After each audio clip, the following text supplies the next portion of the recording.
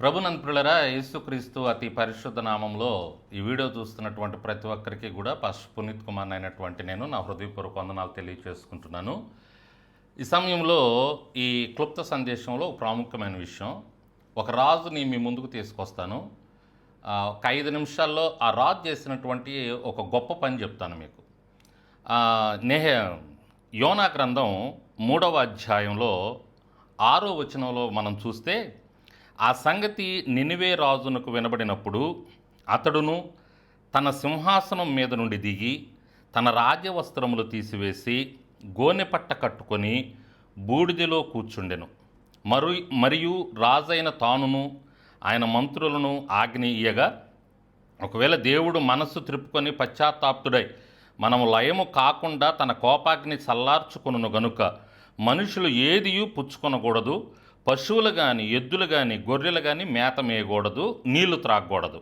మనుషులందరూ తమ దుర్మార్గములను విడిచి తాము చేయు బలత్కారమును మానివేయవలెను. మనుషులేమి పశువులేమి సమస్తమును గోనెపట్ట కట్టుకొనవలెను. జనులు మనపూర్వకముగా దేవుణ్ణి వేడుకొనవలెను అనే దూతలు నినివే పట్టణములో చాటించి ప్రకటన చేసిరి. దేవునికి మహిమ కలుగునుగాక. ఓ అద్భుతమైనటువంటి విషయాన్ని పరిశుద్ధాత్మ దేవుడు ఇక్కడ రాయించాడు ప్రియులరా. ఆ నినివే పట్టణం రాజు పేరు మనకు రాయబడలేదు, కానీ అతను కలిగి ఉన్నటువంటి గొప్ప లక్షణాలు, దేవునికి మహిమ. ప్రభునందు ప్రియులరా, అతడు చేసినటువంటి ఆ గొప్ప పని మనకి ఇక్కడ కనపడతా ఉంది. దేవుని ఉగ్రత వస్తుంది అని తెలిసినప్పుడు, దేవుని ఉగ్రత మా మీదకు వస్తుంది అని విన్నప్పుడు రాజు నిర్లక్ష్యం చేయకుండా, ఏమైందిలే చూద్దాంలే, వచ్చినప్పుడు చూద్దాంలే అని అనుకోకుండా వెంటనే స్పందించాడు. చూడండి, రాజులకండి కొంత నిర్లక్ష్యం ఉండొచ్చు. అంటే రాజరికం సింహాసనం మీద ఉన్నారు కాబట్టి ఏముందిలే అని లెక్క చేయనట్టుగా ఉండొచ్చు. కానీ ఈ రాజు ఆ మాట వినగానే, దేవుని కోపం వస్తుందని తెలియగానే, యోనా ప్రకటన వినగానే 40 రోజుల్లో ఒక గొప్ప ప్రళయం లేక ఒక గొప్ప ఉగ్రత, దేవుని ఉగ్రత వస్తుందని తెలియగానే వెంటనే రాజు చేసినటువంటి పని ఏంటంటే, మొట్టమొదట సింహాసనం మీద నుంచి దిగాడంట. అంటే దాని అర్థం ఏంటి అంటే, నేను రాజుని, నేను గొప్ప, నేనేమైనా చేయగలను అనేటటువంటి భావాన్ని తీసేసుకున్నాడు. అమ్మో నా వలన ఏం కాదు, ఈ రాజరికమో లేకపోతే ఈ సింహాసనమో నాకున్న అధికారమో నన్ను కాపాడలేదు అని మొట్టమొదట అర్థం చేసుకున్నాడు.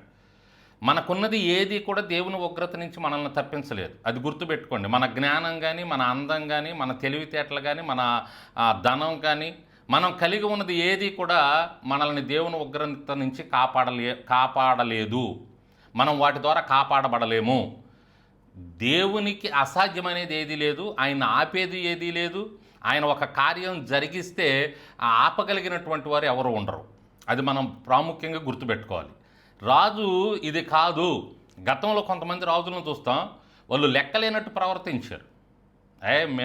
మేము అధికారం కలిగి ఉన్నాం అన్నట్లుగా వారి అధికారాన్ని బట్టి గర్వంతో ప్రవర్తించారు, దేవుని చేత దెబ్బతిన్నారు.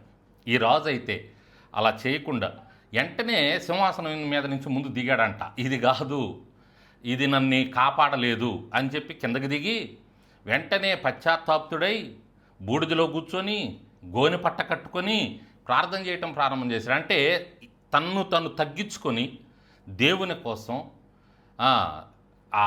దేవుని ఉగ్రతను ఆపటం కోసం తన్ను తగ్గించుకొని బూడిదలో కూర్చొని, అంటే అదంతా తగ్గింపుకు సాదృశ్యం. ఉపవాసం ఉండి పశ్చాత్తాపపడి ప్రార్థన చేశాడంట. ప్రభునందు ప్రియులారా, దేవుని యొక్క ఉగ్రత మన మీద నుంచి పోయి దేవుని యొక్క కార్యాలు, అద్భుత ఆశ్చర్య కార్యాలు, ఆయన మేలులు, ఆయన చేసే మేలులు మనం చూడాలి అంటే, ఆయన ఉపకారాలు మనం చూడాలి అంటే ఇది చాలా ప్రాముఖ్యమైన విషయం.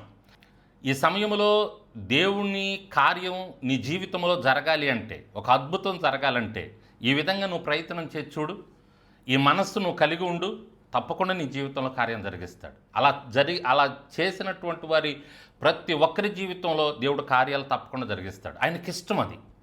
అంతేకాదు, ఈ రాజు చూడండి, వారి దేశంలో ఉన్నటువంటి మనుషులందరికీ చెప్పేశాడు, ఈవెన్ పశువులతో సహా, ఎద్దులతో సహా ఏమి తినకూడదు, ఏమి తాగకూడదు. ఎంత గొప్ప నిర్ణయం తీసుకున్నాడు చూడండి. దేవుని ఉగ్రత ఆపాలి, దేవుని కనికరాన్ని పొందుకోవాలి.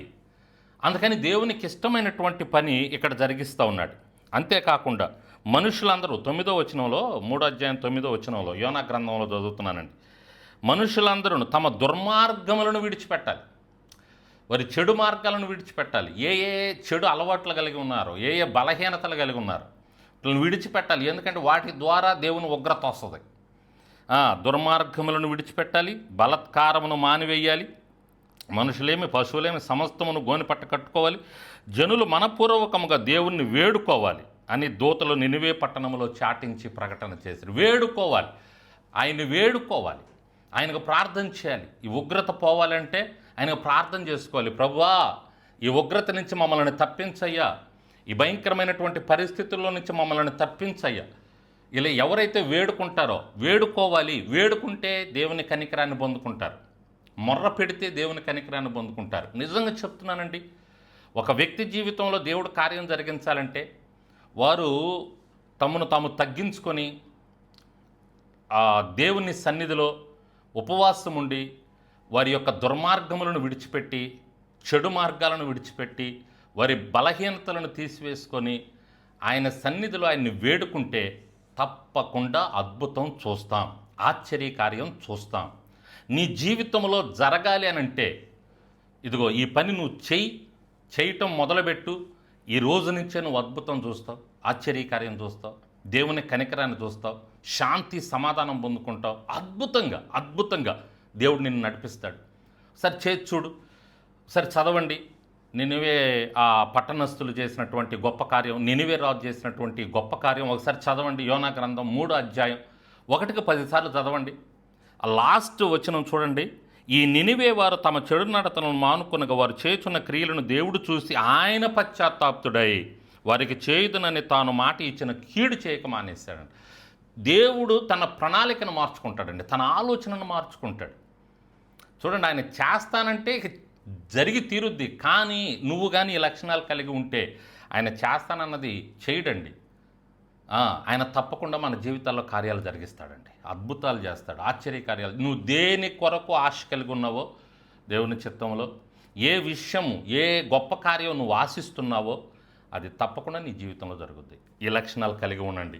అందుకనే ఈ యోనా గ్రంథం 3వ అధ్యాయం నాకు చాలా ఇష్టమైనది. నా జీవితంలో కూడా నేను అద్భుతాలు చూశాను. ఈ గ్రంథాన్ని నేను ఈ అధ్యాయాన్ని నేను ఫాలో అయినప్పుడు నేను ఒక సాక్షిగా ఉన్నాను. మీకు కూడా తెలియజేస్తున్నాను. 1కి 10 సార్లు చదవండి. నినివే రాజు, నినివే పట్టణస్థులు కలిగి ఉన్నటువంటి లక్షణాలు మీరు కూడా కలిగి ఉండండి. అద్భుతంగా ఆశీర్వదించబడతారు, దీవించబడతారు. గొప్ప కార్యాలు, గొప్ప మేలులు మీరు చూస్తారు. అటువంటి కృప దేవుడు మనకివ్వాలని కోరుకుంటూ ఈ మాటలు పరిశుద్ధాత్మ ప్రేరేపణతో మీకు తెలియచేస్తూ ముగిస్తూ ఉన్నాను. దేవుడు మనల్ని దీవించి ఆశీర్వదించునుగాక. Amen, amen, amen.